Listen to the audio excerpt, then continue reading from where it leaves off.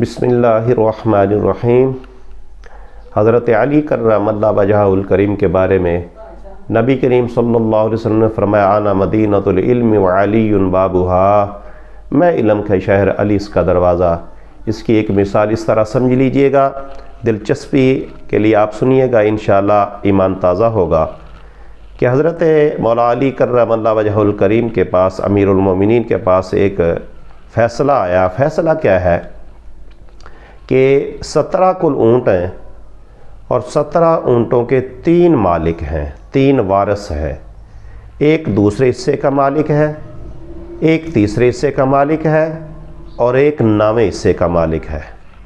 अब ज़रा तवज्जो फरमाइएगा, आप तवज्जो बीच में रखेंगे, पूरा सुनेंगे तो आपको इंशाअल्लाह समझ भी आएगी और आप महजूज़ भी होंगे कि 17 ऊँट हैं, 3 हिस्सेदार हैं, एक दूसरे हिस्से का मालिक, एक तीसरे हिस्से का मालिक और एक नामे हिस्से का मालिक।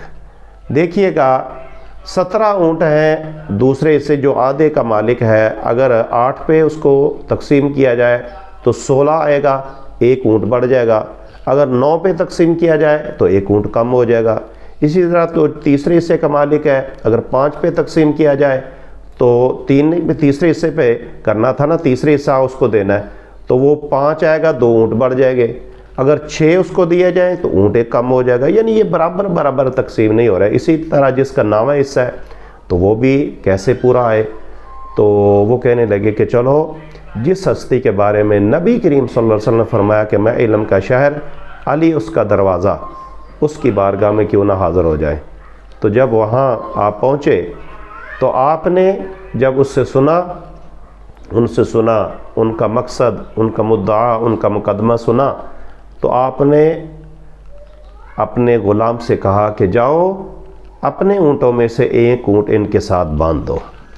यानी देखें, अब ज़रा तवज्जो रखिएगा कि 18 ऊँट हो गए, 17 पहले थे, एक आपने अमीरुल मोमिनीन अलैहिस्सलाम ने अपना साथ बांध दिया, 18 ऊँट हो गए। आपने फरमाया अब आ जाओ।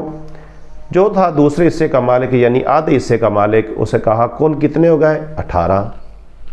तो आपने फरमाया 18 को 2 पे तकसीम किया जाए तो 9 जवाब आता है, तो आप अपने 9 ऊँट लें और खुदा हाफिज़ हो जाएं।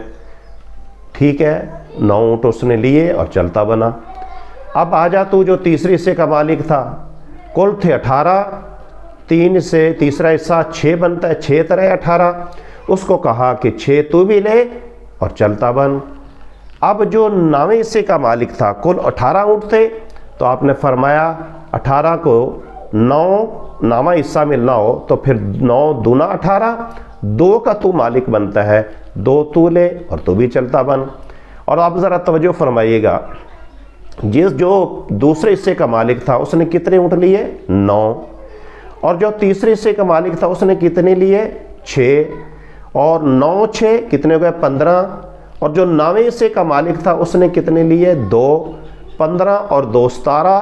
तो आपने अपने नौकर को कहा, ग़ुलाम को कहा कि अपना ऊँट लो और फिर वापस बांध लो। तो ये आपका ये इल्म है, आपकी ये शान है कि ये यहाँ फिर कहना पड़ेगा, क्या खूब कहा गया, ये शान है खिदमतगारों की, सरकार का आलम क्या होगा।